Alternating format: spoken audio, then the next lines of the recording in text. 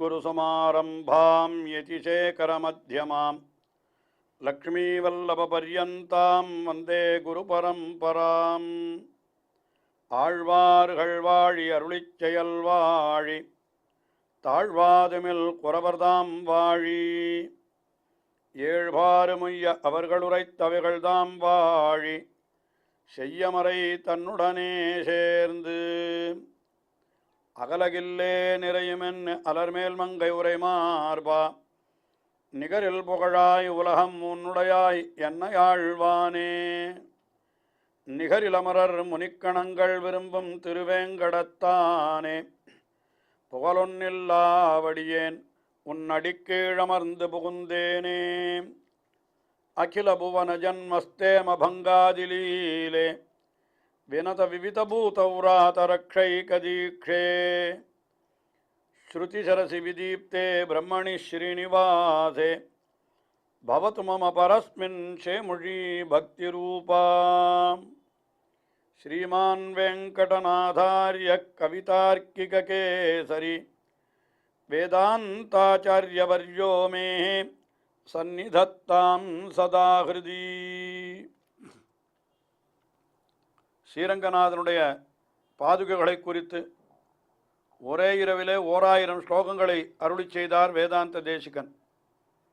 அதுதான் ஸ்ரீ பாதுகா சகஸ்ரம் என்று போற்ற பெறுகின்றது. ஒவ்வொரு ஸ்லோகத்திலும் பாதுகையினுடைய பெருமையை ஒவ்வொரு விதமாக வர்ணிக்கின்ற ஆச்சாரியர் சமர்ப்பண பத்ததி என்கிற 4வது பத்ததி.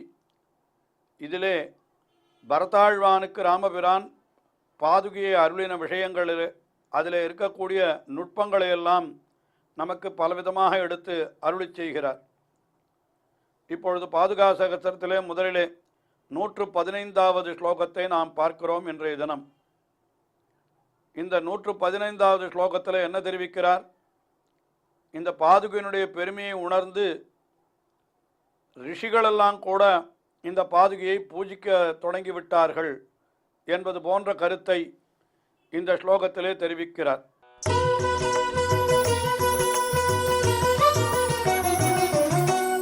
प्रणयिनि पदपद्मे गाढमाश्लिष्यति त्वां विधिसुतकथितं तद्वैभवं ते विदन्तः अनुदिनं ऋषयस्त्वामर्चयन्त्यग्न्यगारे रघुपतिपदरक्षे रामगिर्याश्रमस्ताः प्रणयिनि पदपद्मे गाढमाश्लिष्यति त्वां. அதாவது எப்படி ஒரு கணவனை மனைவி அணைத்து கொள்வாளோ அல்லது மனைவியை கணவன் இருக தழுவிக்கொள்ளுவானோ அதுபோல இங்கே என்ன ஆயிருக்கிறது என்னால் ராமபிரானுடைய அந்த திருவடி தாமரைகள், ராமபிரான் தான் இந்த இடத்துல பர்த்தா, அவனுடைய மனைவி ஸ்தானத்தில் இருக்கிறவளார் என்னால் இது இப்பொழுது பாதுகாதேவி. அவன் என்ன பண்ணினான்? இப்படி பாதுகையை ராமபிரான் சமர்ப்பித்து கொண்டான். எப்பொழுது என்னால் அந்த பரதாழ்வான் இந்த பாதுகை மேலே அதிரோகாரிய பாதுகே என்று இந்த பாதுகையில் மீது நீர் ஏறி இருந்து ஒரு தடவை எனக்கு அதில் திருவடியை சாத்தி கொண்டு அதற்கு பிறகு நீர் எனக்கு தந்தருள வேணும் என்று பரதாழ்வான் பிரார்த்தித்து கொண்டான் அல்லவா? அதுபோல அதனால் என்ன ஆயிடுதுன்னா, இந்த இடத்துல ராமபிரான் இந்த பாதுகை மேலே ஏறி நின்றான் அல்லவா? அப்பொழுது என்ன ஆயிற்று? பிரணயினி காடமாஸ்லிஷ்யா, அந்த ஹே பிரணயினி பர்த்தாவானவன் காடம் ஆஸ்லிஷ்யா, உன்னை நன்றாக இருக தழுவிக்கொண்ட பொழுது ஹே பதபத்மே, ஹே பாதரக்ஷே என்றெல்லாம் சொல்லுகிறார். அந்த ரகுபதி பாதரக்ஷே, அந்த ராகவனுடைய ராமபிரானுடைய திருவடியை காப்பாற்றுகின்ற பாதுகை அல்லவா நீ எப்படி இருக்கிறாய்? பதபத்மே பிரணயினி, தாமரைப்பூ போல் இருக்கின்ற திருவடியாகிற பர்த்தா. இந்த பாதுகைக்கு யார் பர்த்தா என்று கேட்டால் தாமரை போன்று இருக்கிற அந்த திருவடி இருக்கிறதே அதுதான் பர்த்தா. அது நன்னா அப்படியே இந்த பாதுகையை கெட்டியாக பிடித்து கொள்ளுகிறது அல்லவா? அதனால் காடமாஸ்லிஷ்யதி, நன்றாக அப்படி கட்டி கொண்ட பொழுது அப்பொழுது என்ன செய்தார்? வசிஷ்டர் இந்த பாதுகையினுடைய பெருமைகளை எல்லாம் சொன்னாராம். இந்த பாதுகை உலகத்தையெல்லாம் காப்பாற்றக்கூடியது, யோகக்ஷேமம் விதாசியதா, லோகத்துக்கெல்லாம் யோகக்ஷேமத்தை கொடுக்கக்கூடியது என்று அந்த பிரம்மாவனுடைய பிள்ளையான வசிஷ்டர் எல்லாருக்கும் தெரிவித்தார். விதிசுத கதிதம் தத் வைபவம் தே விதந்தா. விதிசுதன் என்னால், விதி என்னால் பிரம்மா, அவனுடைய சுதன் பிரம்மாவனுடைய பிள்ளையான வசிஷ்டர் அவராலே சொல்லப்பட்டதுன்னு சொல்கிறார். அப்படிப்பட்ட விதிசுத கதிதம் தத் வைபவம், அந்த பாதுகையினுடைய வைபவம் பெருமையெல்லாம் வசிஷ்டராலே சொல்லப்பட்டது. அது சொல்லப்பட்ட உடனே அதை அறிந்து கொண்டவர்களான அந்த ரிஷிகள், அதை அறிந்தவர்களாக இருக்கிறவர்கள் என்ன செய்தார்கள் என்னால், அந்த ராமகிரியாசிரமஸ்தாக ரிஷயா, ராமகிரி என்கிறது இந்த இடத்துல இந்த சித்திரக்கூட்ட பர்வதத்தை சொல்லுகிறது. அச்சித்திரக்கூட பர்வதத்துக்கு ராமபிரான் எழுந்தருளி அங்கே வாசம் பண்ணின பிற்பாடு அதற்கு ராமகிரி என்று பெயர் ஏற்பட்டிருக்கலாம். ஆஹா, ராமகிரியா ஆசிரமஸ்தாக, சித்திரக்கூட்ட ஆசிரமத்தில் இருந்த அந்த ரிஷயா அவர்களெல்லாம் என்ன பண்ணினால்னா, அனுதினம் துவாம் அர்ச்சயந்தியா, தினந்தோறும் உன்னை அவர்கள் அர்ச்சிக்க தொடங்கினார்கள். எங்கே என்று கேட்டால் அவர்கள் எங்கே அர்ச்சித்தார்கள் என்று சொல்லுகிற பொழுது, அக்னியகாரே. அக்னியகாரே என்னால் அக்னிஹோத்திர சாலை, அக்னிஹோத்திரம் பண்ணக்கூடிய இடம் இருக்கிறதே, அதற்குத்தான் அந்த அக்னியகாரம் என்று பெயர். அந்த இடத்துல இருந்து கொண்டு பாதுகையை தினந்தோறும் இந்த ரிஷிகளெல்லாம் என்ன பண்ணினார்கள், பூர்த்தி அர்ச்சயந்தி என்று அவர்களெல்லாம் அர்ச்சனம் பண்ண. துவாம் அர்ச்சயந்தி அக்னியகாரே ராமகிரி ஆசிரமஸ்தாக ரிஷயா அனுதினம், தினந்தோறும் அவர்கள் உன்னுடைய அதாவது உன்னை அர்ச்சிக்க தொடங்கினார்கள் என்று இப்படி சொல்லுகிறார். இது இப்படியும் சொல்லலாம். என்னன்னா, ராமபிரான் பாதுகையை சமர்ப்பித்து கொண்டு பரதாழ்வானுக்கு கொடுத்தான். அப்பொழுது வசிஷ்டர் பாதுகையினுடைய வைபவத்தை தெரிவித்தார். இதையெல்லாம் கேட்ட உடனே ரிஷிகளெல்லாம் கூட என்ன பண்ணினார்கள் என்னால், ஆளுக்கு ஒரு புது பாதுகையை எழுந்தருளை பண்ணி கொண்டு வந்து, இதிலும் ஒரு தடவை ஏறி தட வேணும், இதிலும் ஒரு தடவை ஏறி அருள வேணும்னு எல்லாரும் அவருடைய ராமபிரானுடைய திருவடியிலே பாதுகைகளை சமர்ப்பித்து விட்டு அந்த பாதுகைகளை கொண்டு போய் தங்களுடைய அக்னிஹோத்திர சாலையிலே வைத்து பூஜிக்க தொடங்கினார்கள் என்று அப்படியும் பொருள் சொல்லலாம். அல்லது நித்தியம் அக்னிஹோத்திரம் என்று பண்ணுகிறார்களே, அதை பண்ணுகிற பொழுதே அதை தாங்கள் பாதுகைக்கு பண்ணுகிற தியானமாகவே நினைத்து பண்ணினார்கள் என்று அப்படியும் பொருள் சொல்லலாம். சாதாரணமாக இப்பொழுது கூட சில இடங்களிலே அந்த வழக்கம் உண்டு. ஆச்சாரியர் என்று ஒருத்தர் இருந்தாரானால் என்ன செய்வார்கள், சிஷ்யர்கள் ஏதாவது ஒரு பாதுகையை வாங்கி அந்த பாதுகையை ஆச்சாரியருடைய திருவடிகளிலே சமர்ப்பித்து அதை நீர் எங்களுக்கு கொடுக்க வேணும்னு ஆச்சாரியர் ஒரு தடவை சாற்றி கொண்டு அதை கொடுத்து விட்டாரானால் அதுக்கு பிறகு ஆச்சாரியருடைய பாதுகை என்று நினைத்து தினந்தோறும் அதை திருவாராதனத்தில் வைத்து பூஜிப்பது என்கிற வழக்கம் கூட ஸ்ரீவைஷ்ணவ சம்பிரதாயத்திலே உண்டு. அந்த மாதிரி ராமபிரானுடைய திருவடிகளிலே சமர்ப்பிக்கப்பட்ட பாதுகையை கொண்டு போய் இந்த அக்னியகாரத்தில் வைத்து ரிஷிகளெல்லாம் தினந்தோறும் பூஜை செய்தார்கள் என்றோ, அல்லது அவர்கள் அக்னியகாரத்திலே தினந்தோறும் பண்ணக்கூடிய அந்த அக்னிஹோத்திரம் இருக்கிறதே அதையே பாதுகைக்கு பண்ணுகிற ஆராதனமாக பண்ணினார்கள் என்றோ, அப்படி நாம் பொருள் கொள்ளும்படியாக இதில் அமைந்திருக்கிறது. அதாவது வசிஷ்டரிடத்திலே அந்த பாதுகையினுடைய பெருமையை கேட்ட சித்திரக்கூட்டத்து ரிஷிகள் எல்லாரும் தினந்தோறும் பாதுகையை ஸ்தோத்திரம் பண்ண தொடங்கினார்கள் என்பதுதான் இந்த ஸ்லோகத்தினுடைய திரண்ட கருத்தாக பார்க்கப்படுகிறது. இதற்கு அடுத்தபடியாக 116வது ஸ்லோகம். இந்த ஸ்லோகத்திலே இன்னும் ஒரு விசேஷமான அர்த்தத்தை தெரிவிக்கிறார்.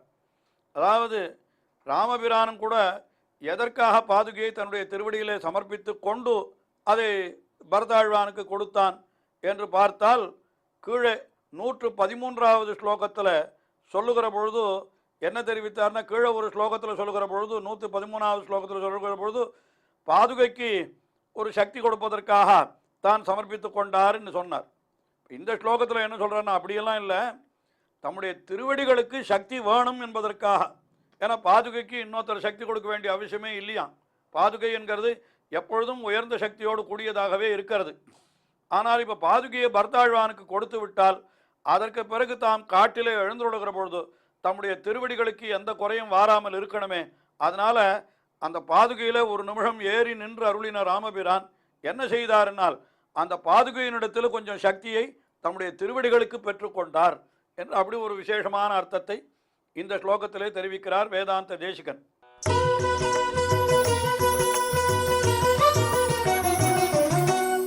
நியதமதிருரோகத்வாம் அநாதேய சக்திம் நிஜச்சரண சரோஜே சக்தி மாதாது காமஹாம் ச கதமிர்தரதாத்வாம்யஸ்ய ராமோ விஜஹ்ரே திருஷதுபஜித பூமௌ தண்டகாரண்ய பாகே. சக்கரவர்த்தி திருமகன் அந்த பாதுகை மீது ஏறி அருளி ஒரு நிமிடம் அந்த பாதுகையிலே நின்று கொண்டிருந்தான். அதற்கு பிறகு அந்த பாதுகையை பரதாழ்வானுக்கு கொடுத்து விட்டான். இதுதான் அங்கே சித்திரக்கூட்டத்திலே நடந்த நிகழ்ச்சி. அது எதற்காக என்பதை சொல்லுகிற பொழுது என்ன சொல்றாருன்னா, இந்த ஹே பாதுகே என்ன சொல்றார், என்ன சொல்றாருன்னா, ராமபிரான் தன்னுடையதாக இருக்கக்கூடிய இந்த பாதுகையிலே தன்னுடைய திருவடிகளை வைத்தான். நிஜச்சரண சரோஜே, நிஜச்சரண சரோஜே என்னால் தன்னுடைய தாமரை போன்ற அந்த திருவடிகள் இருக்கிறது, அந்த திருவடிகளுக்கு என்ன செய்தான்னா, சக்திம் ஆதாது காமஹா, சக்தியை பெற வேண்டும் என்கிற காரணத்தினாலே. திருவடிகளுக்கு சக்தி வேணுமா? உலகத்தையெல்லாம் திருவடிகள் தான் காப்பாற்றுறதுன்னு சொல்கிறோம். அந்த சக்தி கூட எப்படி வந்ததுன்னா பாதுகையினிடத்திலிருந்து வந்தது என்று நினைக்கும்படியாக வென்றோம். பாதுகையினுடைய பெருமை இருக்கிறது. ஆகையினால என்ன செய்தான், அந்த நிஜச்சரண சரோஜே சக்திம் ஆதாது காமஹாம், தன்னுடைய தாமரை போன்ற திருவடியிலே சக்தியை ஏற்றிக்கொள்வதற்காக, சக்தியை பெறுவதற்காக என்ன பண்ணினான் என்னால், இந்த பாதுகை இருக்கிறதே அதில் என்ன பண்ணினான், துவாம் ஆருரோகாம், துவாம் ஆருரோகா, உண்மையிலே ஏறினான் என்கிறார். அந்த பாதுகை என்கிறது எப்படிப்பட்டது என்னால், அந்த பாதுகைக்கு இன்னொருத்தரிடத்திலிருந்து சக்தி வேண்டியதில்லை. பின் அது எப்படிப்பட்டது, அநாதேய சக்திம், ஒருத்தரிடத்திலிருந்து பெறாமல் தானே இயற்கையாகவே சக்தி உடையதாக அந்த பாதுகை இருக்கிறது. ஆனால் ராமபிரான் தன்னுடைய திருவடிகளுக்கு சக்தி வேணுமானால் அந்த பாதுகையினிடத்திலிருந்து தான் பெற வேண்டும் போலும். ஆயினால்தான் என்ன பண்ணினான்னு கேட்டா, அந்த பாதுகை மீது தான் ஏறி இருந்து என்ன செய்தான் என்னால், அந்த பாதுகையினிடத்திலிருந்து கொஞ்சம் சக்திகள் எல்லாம் பெற்றுக்கொண்டான்றார். அம்மா இப்படி பெற்றுக்கொண்டான் என்கிறது எப்படி தெரிகிறது என்று கேட்டால், அதற்கு உத்தரார்த்தத்திலே ஒரு அர்த்தம் சொல்லுகிறார். என்ன சொல்ற, சஹா கதம் இதரதா துவாம்யஸ்ய ராமோ விஜஹ்ரே, அப்படி இல்லை என்றால் உன்னை பாதுகையே உன்னை விட்டு விட்டு ராமபிரான் காட்டிற்கு எழுந்தருளினார் அல்லவா, காட்டிலே போய் சஞ்சரித்தான் அல்லவா, அப்படி சஞ்சரிக்கிற பொழுது அங்கே தண்டகாரண்யத்தில், தண்டகாரண்யம் என்கிறது மிக கொடிய காடு, அங்கே கல்லும் முள்ளுமாக எவ்வளவு இருக்கும் அது. ஆனால் அங்கே எப்படின்னா, அது எப்படி சொல்றார், திருஷதுபஜித பூமௌ, நல்ல கல்லும் முள்ளுமாக இருக்கிற பூமியிலே அவன் நன்றாக சுகமாக நடந்து சென்றானே, எப்பொழுதும் எந்த ஆபத்தும் இல்லாமல் அவன் நடந்து சென்றானே. அப்படி நடந்து சென்ற பொழுது அவனுடைய திருவடிகளுக்கு எப்படி ஆபத்தே இல்லாமல் இருந்தது, எந்த விதமான தடங்களும் இல்லாமல் இருந்தது என்று கேட்கிறார். இல்லை என்றால் எப்படி அவனுக்கு தண்டகாரண்யத்திலே எந்தவித தடங்களும் இல்லாமல் நடந்திருக்க முடியும்? தண்டகாரண்யத்தில் எப்பொழுது தடங்கள் இல்லாமல் நடந்தானோ அப்பொழுது அவனுடைய திருவடிகளுக்கு ஏதோ சக்தி இருந்தது. அந்த சக்தி எங்கிருந்து வந்ததுன்னு கேட்டார், இந்த பாதுகையில் ஒரு நிமிடம் ஏறி அதை பரதனுக்கு கொடுத்தான் அல்லவா, அப்படி ஏறி நின்ற பொழுது அந்த பாதுகையிலிருந்து தான் அந்த சக்தியை பெற்றான் என்று அற்புதமான அந்த அர்த்தத்தை தெரிவிக்கிறார். அதாவது என்ன தெரிவிக்கிறார், ராமனுடைய திருவடிகளுக்கும் கூட சக்தியை கொடுக்கக்கூடிய பெருமையுடையது இந்த பாதுகை என்று இந்த ஸ்லோகத்திலே இந்த அர்த்தத்தை அற்புதமாக தெரிவிக்கிறார். தொடர்ந்து அனுபவிப்போம். ஸ்ரீயக்காந்தாய கல்யாண நிதையே நிதையேர்த்தினாம் ஸ்ரீவேங்கட நிவாசாய ஸ்ரீனிவாசாய மங்களம். ஸ்ரீமத் சுந்தர ஜாமா திருமுனிமானசவாசினே சர்வலோக நிவாசாய ஸ்ரீனிவாசாய மங்களம்.